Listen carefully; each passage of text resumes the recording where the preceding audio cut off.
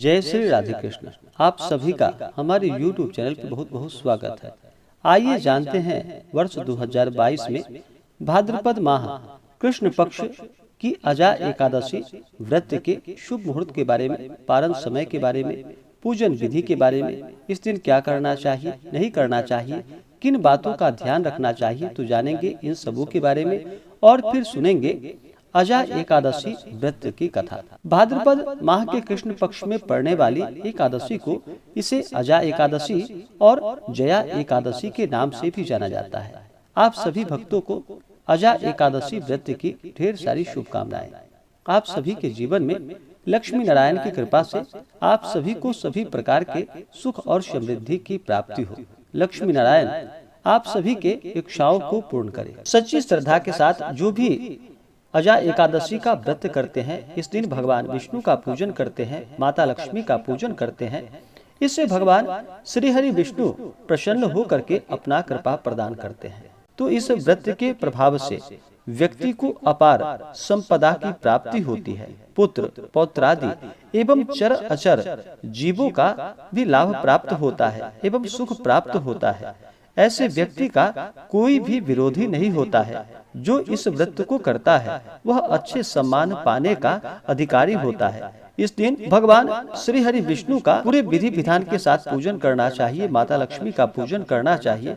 इससे व्यक्ति के सभी प्रकार के पाप और ताप नष्ट हो जाते हैं। जब व्यक्ति के पाप और ताप नष्ट होते हैं तभी उनके पुण्यों का उदय हो पाता है। उसके बाद ही सभी प्रकार के सांसारिक सुखों की प्राप्ति हो पाती है। हर माह के कृष्ण पक्ष और शुक्ल पक्ष की एकादशी तिथि के दिन एकादशी का व्रत किया जाता है। इसे एकादशी या 11 व्रत के नाम से जाना जाता है। एक वर्ष में 24 एकादशी का व्रत होता है और अधिक मास या मलमास हो तो 2/26 एकादशी का व्रत होता है।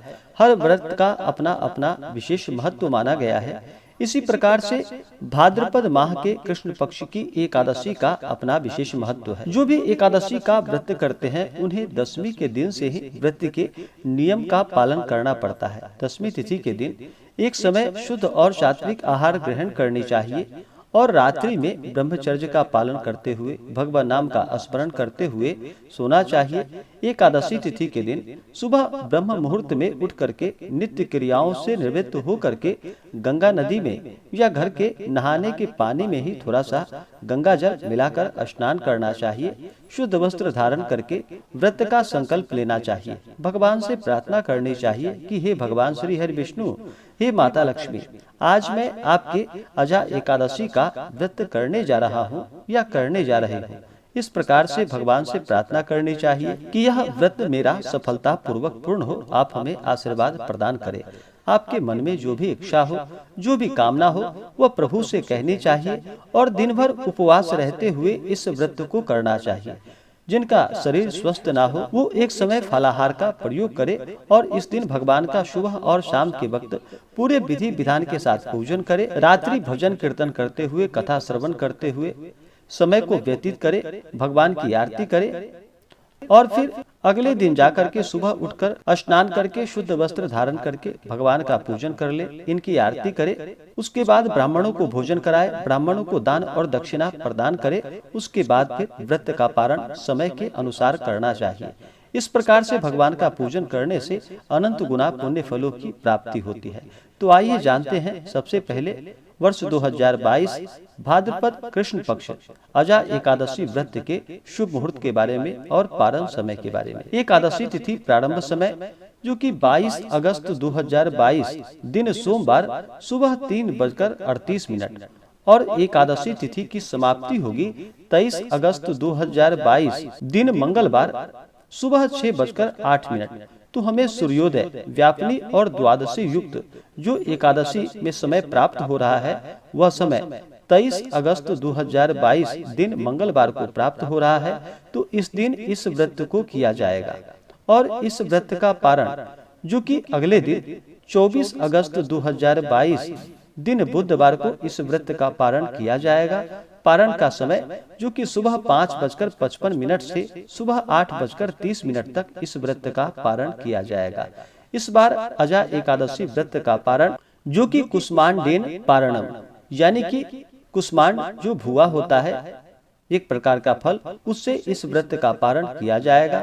यह संभव ना हो तो आप तुलसी दल या फल से व्रत का पारण कर सकते हैं। एकादशी व्रत का पारण जो कि हरिवासर समाप्त होने के बाद ही करना चाहिए। हरिवासर का जो समय होता है, द्वादशी तिथि का पहला चौथाई हिस्सा का जो समय होता है वह हरिवासर का होता है, तो हरिवासर समाप्त होने के बाद ही व्रत का पारण करना चाहिए।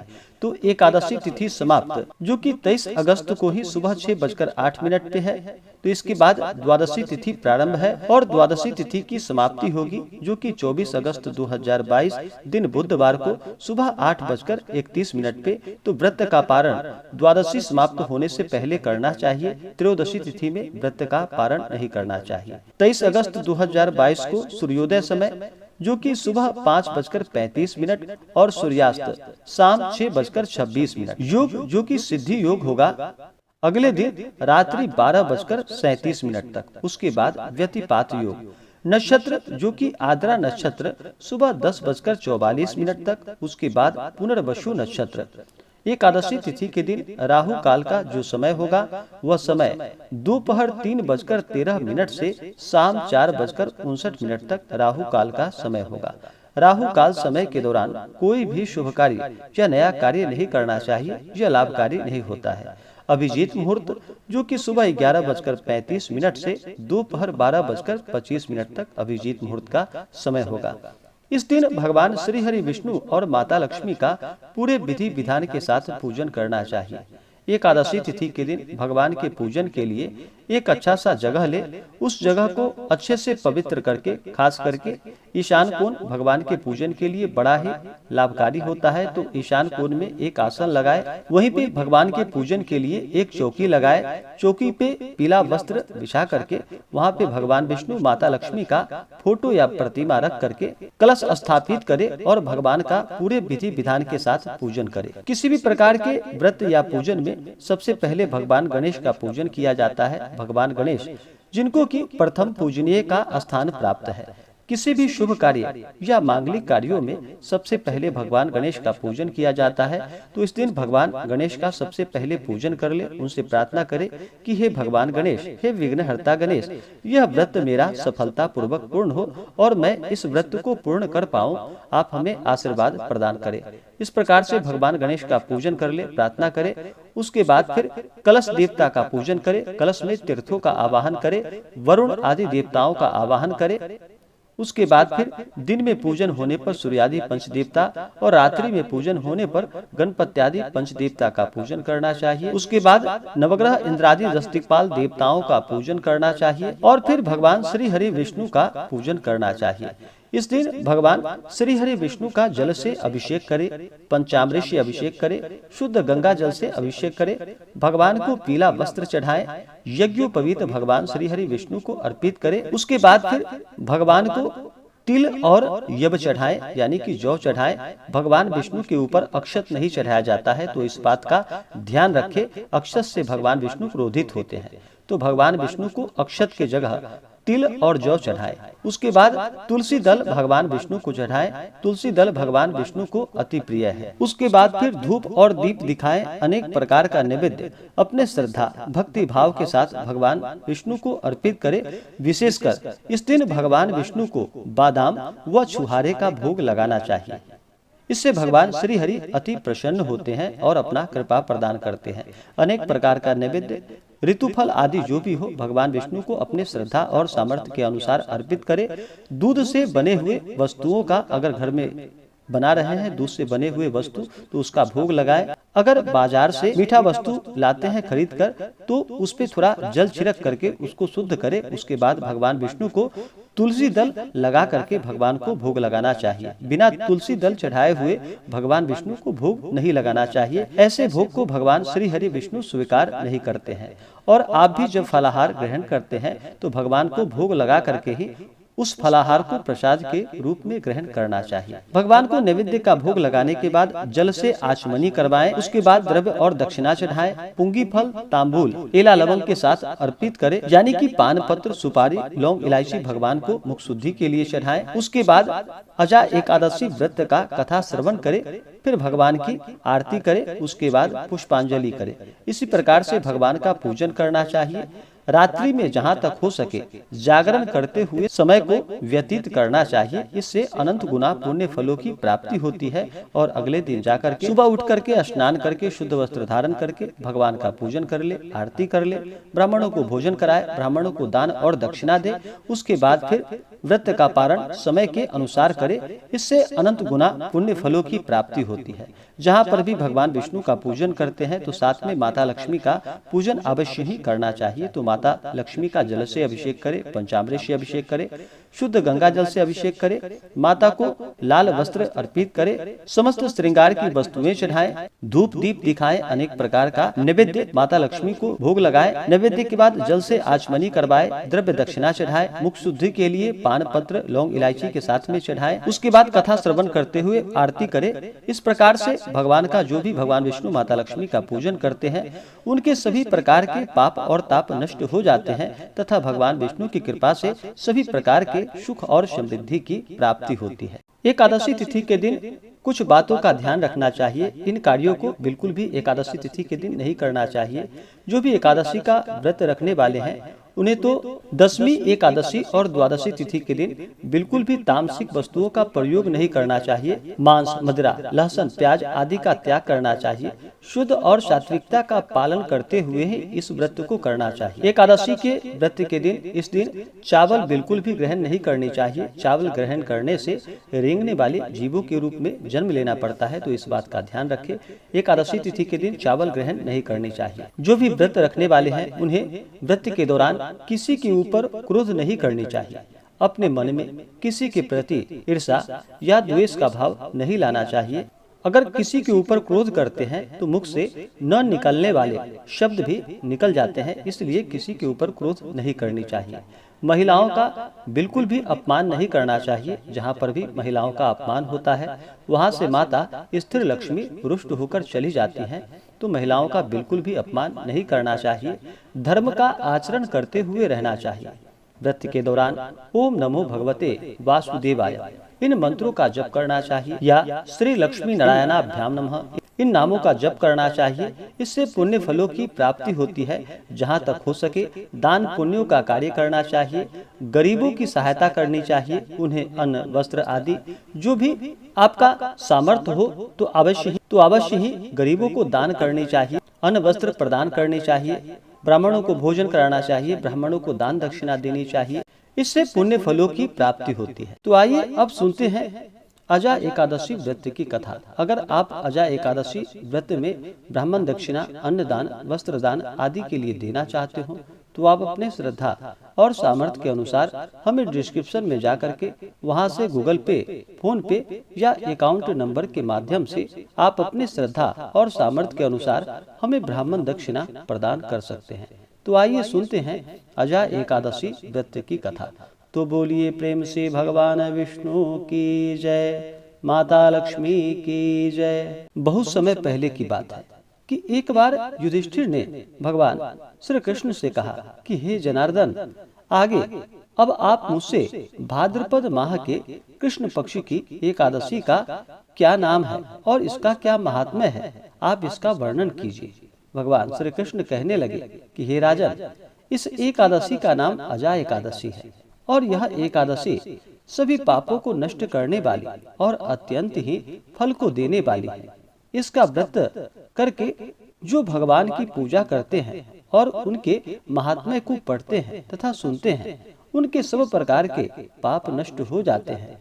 अब इस व्रत का फल किसको किस प्रकार से प्राप्त हुआ, यह तुम ध्यान पूर्वक सुनो।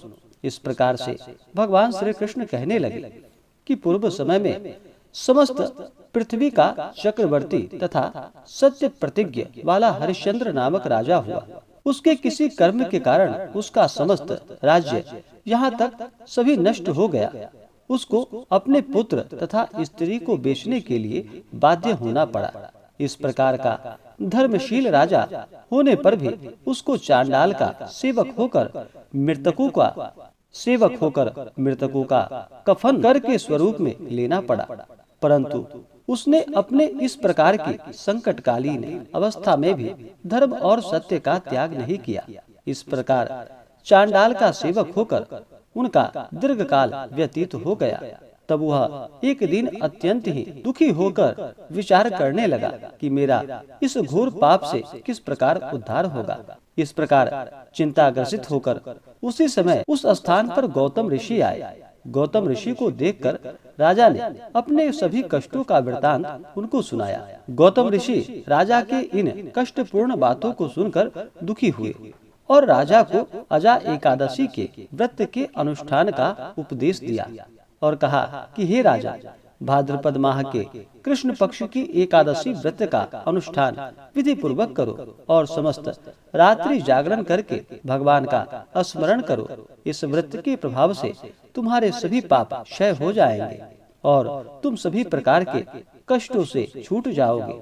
इस प्रकार राजा को उपदेश देकर मुनि जी वहां से चले गए। मुनि जी के कथा के अनुसार राजा हरिश्चंद्र ने इस उत्तम व्रत का अनुष्ठान किया और सारी रात जागरण करते हुए भगवान का भजन करते रहे। इस प्रकार व्रत के प्रभाव से राजा हरिश्चंद्र के सभी प्रकार के पाप नष्ट हो गए और सब कष्टों से मुक्त होकर अपने पुत्र और पत्नी को प्राप्त किया और शत्रुओं से रहित राज्य को प्राप्त कर सकल परिवार सहित आनंद का उपभोग किया और अंत समय स्वर्ग की प्राप्ति हुई। इस प्रकार व्रत के करने वालों के सभी प्रकार के पाप नष्ट हो जाते हैं और स्वर्ग की प्राप्ति होती है। जो इस महात्म्य को पढ़ता है और सुनता है वह अश्वमेध यज्ञ का फल प्राप्त करता है। तो बोलिए प्रेम से भगवान श्री हरि विष्णु की जय, माता लक्ष्मी की जय। इसी प्रकार से जो भी भक्त सच्ची श्रद्धा के साथ नियम और निष्ठा के साथ अजा एकादशी का व्रत करते हैं, इस दिन नियमों का पालन करते हैं, भगवान श्री हरि विष्णु का पूजन करते हैं, कथा श्रवण करते हैं, भगवान की आरती करते हैं, इससे भगवान श्री हरि विष्णु प्रसन्न हो करके अपना कृपा प्रदान करते हैं। तो आशा करता हूँ कि यह जानकारी आपको अच्छा लगा हो। ऐसे ही ज्ञानवर्धक जानकारियाँ प्राप्त करने के लिए हमारे इस चैनल पे अगर आप नए हैं तो चैनल को लाल बटन दबा करके सब्सक्राइब करें, साथ में बेल आइकन घंटी को दबाएं ताकि मेरे वीडियो का नोटिफिकेशन आपको समय से मिलता रहे। वीडियो को लाइक करें, शेयर करें, सुखी रहें और स्वस्थ रहें। जय श्री राधे कृष्ण। धन्यवाद।